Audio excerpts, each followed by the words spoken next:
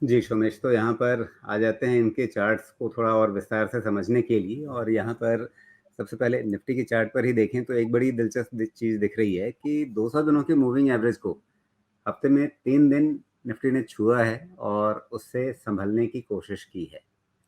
और अगर उसके बाद अंतिम दिन अगर आप शुक्रवार की कैंडल देखें तो वहाँ ये दिखता है कि 20 डे मूविंग एवरेज को छुआ है लेकिन उसके नीचे लौट आया है। तो पहली चीज़ ये कि अभी ये 200 दिनों का मूविंग एवरेज क्या कोई ठीक-ठाक सहारा बनेगा? क्या एक तरह से कहा जाए कि जो हमें बॉटम दिखा है इस हफ्ते 16,950 के आसपास, क्या एक तरह से वो एक ऐसा बॉटम है जिस पर खास करके नज़र रखनी पड़ेगी कि वो बचा तो ठीक, नहीं तो क्या उसके बाद 16,750 के आसपास जो पिछला बॉटम था, सबसे ताज़ा बॉटम जो सितंबर बना है 30 सितंबर को, वो कोई सहारा दे पाएगा या अभी 16,950 पर ही दारोमदार है? बचा तो बचा, नहीं तो फिर एक ठीक-ठाक गिरावट। मैं तो यही कहता हूँ कि 17,000 के नीचे क्लोज नहीं होने दें, क्योंकि फिर क्या होगा, अभी जितना पुट ऑप्शन से सपोर्ट आ रहा है, देखिए 2 जगह से बहुत सपोर्ट आ रहा है एक्चुअली ट्रेडिंग स्टैंड पॉइंट से। निफ्टी 17,000 के पुट में बहुत ज़्यादा अनवाइंडिंग देखने को नहीं मिल रही है। प्लस 38,500 पुट भी निफ्टी बैंक का, बहुत वहाँ पे कोई डिस्टर्बेंस नहीं है। तो इस कारण से एटलीस्ट जो 2-4 दिन के ट्रेड हैं वो तो डिसाइड होंगे, एफ-एंडो डेटा से हो जाते हैं। तो यहाँ दोनों डेटा में कोई ज़्यादा डिस्टर्बेंस नहीं है। तो उसके मद्देनज़र यही कहेंगे कि 17,000 के नीचे निफ्टी क्लोज़ नहीं होना चाहिए। अगर उसके नीचे क्लोज़ होगा तो वो सेटअप डिस्टर्ब होगा, और 38,500 के नीचे निफ्टी बैंक को क्लोज़ नहीं होना चाहिए। अगर वो हुआ तो वहाँ का सेटअप डिस्टर्ब होगा। ये दोनों जब तक नहीं हो रहे हैं तब तक बाकी डेटा सब ठीक-ठाक है। क्योंकि ये जो फ्राइडे का मूवमेंट है मार्केट का, या तो ये फ्राइडे का मूवमेंट होना ही नहीं चाहिए था इस तरह का, और अगर हुआ है तो फिर 200 डीएमए जो निफ्टी को है उसको ये मान के चलना पड़ेगा, एटलीस्ट मेरे एनालिसिस में, कि 200 डीएमए का टेस्ट हुआ है, 200 डीएमए डिफाई नहीं किया है, मतलब वहां से 200 डीएमए बहुत खराब नहीं हुआ है। तो उस चीज के हिसाब से ही कह सकते हैं कि अभी ठीक है। देखते हैं, थोड़ा वेट एंड वॉच और करते हैं कहाँ तक जाता है। निफ्टी 17,400 500 निकलता है या नहीं निकलता है, फिर रीअसेसमेंट करते जी। यहाँ पर मैंने थोड़ा-सा प्रीएम्प्ट करने की कोशिश की है, मतलब थोड़ा-सा पहले से अंदाज़ा लगाने के लिए एक टूल यहाँ पर लगाया है। और वो टूल आप जानते हैं बहुत बेसिक टूल है। बहुत बेसिक चीज़ें ही मुझे चार्ट में समझ में आती हैं, ज़्यादा कॉम्प्लेक्स चीज़ें मेरी क्षमता नहीं है देखने की, मैं उनकी ओर बढ़ता भी नहीं। तो ट्रेंड चैनल लगाने की कोशिश की है। इसको देखिए क्या ऐसा एक ट्रेंड चैनल बन सकता है, और अगर ऐसा ट्रेंड चैनल बना तो क्या थोड़े समय के लिए शायद एक बार को एक फ़ॉल्स संकेत बाज़ार देने लगे कि जिसमें आपका 16,400 भी पार हो गया, जो 50 डे मूविंग एवरेज है अभी 16,500 के आसपास, वो भी पार हो गया। लेकिन उसके ऊपर जाके, थोड़ा-सा ऊपर जाके इस ट्रेंड चैनल पे गाड़ी अटक जाए, यानी लोगों को छका दे और उसके बाद फिर वापस नीचे की तरफ आने लगे। हैं। इस डेटा को थोड़ा सा और डिटेल करेंगे ना, तो हो ये रहा है कि 17,400 पे आपको टेक्निकल प्रॉब्लम है, और 17,500 पे आपको एफ एंड ओ का प्रॉब्लम है। तो ये एरिया प्रॉब्लम है, लेकिन जो मेजर प्रॉब्लम यही तो है कह रहा हूँ कि 17,400 भी पार हो गया, 500 भी पार हो गया, उसके ऊपर जब निकलने लगेगा तो बाजार में एक नया थोड़ा-सा यूफ़ोरिया बनेगा कि अरे वाह! सब दिक्कतें ठीक होने लगी। और फिर जाकर के इस चैनल पे अटक जाए गाड़ी, या इसके थोड़ा-सा ऊपर-नीचे अटक जाए और फिर वापस नीचे पलटने लग जाए। देखिए चैनल, पहले तो देखिए कि ये चैनल का टॉप कहाँ बनता है, कितने दिन में बनता है, उस पे डिपेंड करेगा कि ये चैनल का किस एंड पे अपर एंड को टच करता है। अब वो हो सकता है कि जो अभी इसका लेटेस्ट टॉप है 17,400 का, हो सकता है अगर टाइम कंज्यूम करे तो ये चैनल और स्लाइड करके नीचे आ जाए।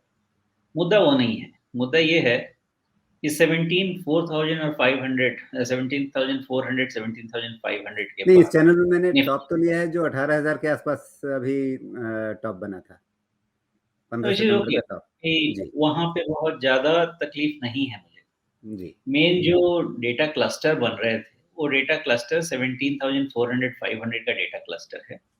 और फिर डेटा क्लस्टर है 17,800 से 18,000 के रेंज में। तो जी, 17,500 के ऊपर में आपको 2 से 300 पॉइंट की रैली निफ्टी दे देगी। उसमें बहुत दिक्कत नहीं होगी बिकॉज़ शॉर्ट कवरिंग उतनी आराम से आ जाएगी। प्रॉब्लम इधर ही है कि 17,500 निकलता है, 400 निकलता है क्या? वो नहीं निकलता है और निकलने का मतलब क्लोज़ होना होगा तभी डेटा चेंज होगा। इंट्राडे कहीं भी जी, टच करके आ जाएगा आज की तारीख में तो बहुत जंप हो रहा है।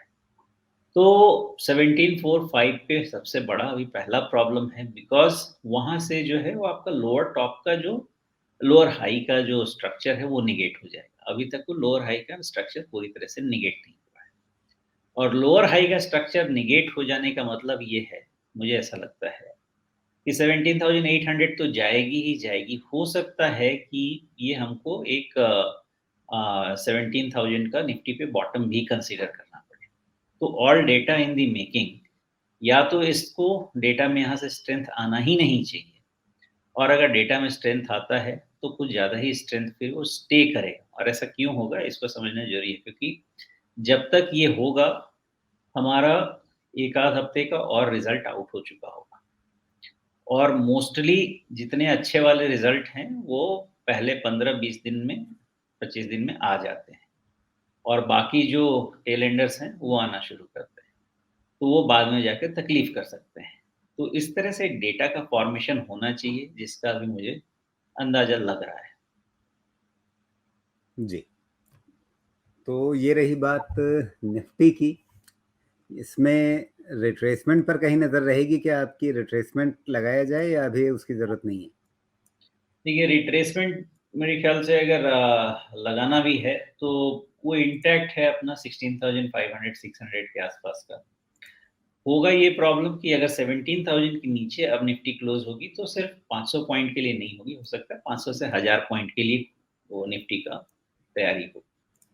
मतलब तो वो फिर वही मैं ये 16,300 के आसपास, हाँ, मैं ये 16,300 मान के चल रहा 16,500। हूँ जी, कि फिलहाल जो डेटा का ये जो डिस्ट्रीब्यूटिव पैटर्न है, ये बहुत ही इनडिसिज़न का पैटर्न है। इसलिए इनडिसिज़न का पैटर्न है कि हमारे यहाँ किसी तरह की कोई खराबी नहीं है, बहुत मतलब किसी भी तरह से बहुत ज़्यादा खराबी नहीं है, हर तरह से आपको अच्छा ही दिखेगा नंबर्स, डेटा सब ठीक दिखेंगे। ग्लोबली कोई भी चीज़ अच्छा नहीं है, लेकिन उसका इम्प्लीकेशन ये है कि हर किसी को एक शेल्टर चाहिए और पूरा वर्ल्ड अभी फ़िलहाल इन्वेस्टमेंट स्टैंड पॉइंट से शेल्टर लेना चाह रहा है इंडिया में। डाइवर्सिफ़िकेशन ले लीजिए, चाइना प्लस वन ले लीजिए, यूरोप प्लस वन ले लीजिए, किसी भी तरह से अगर आप देखेंगे तो इंडिया पे वर्ल्ड का रिलायंस बढ़ता जा रहा है in terms of outsourcing, manufacturing जो भी आप तो उस हिसाब से हम अभी स्वीट स्पॉट में हैं, लेकिन यही है कि थोड़ा अगर मार्केट गिरता है तो ऐसा तो नहीं है कि हम नहीं गिर रहे हैं, हम भी गिर रहे हैं अगर ग्लोबल मार्केट गिर रहा है तो, लेकिन हमारे को थोड़ा-सा स्क्रैच आ रहा है, लोगों को थोड़ा ज़्यादा चोट लग रही है।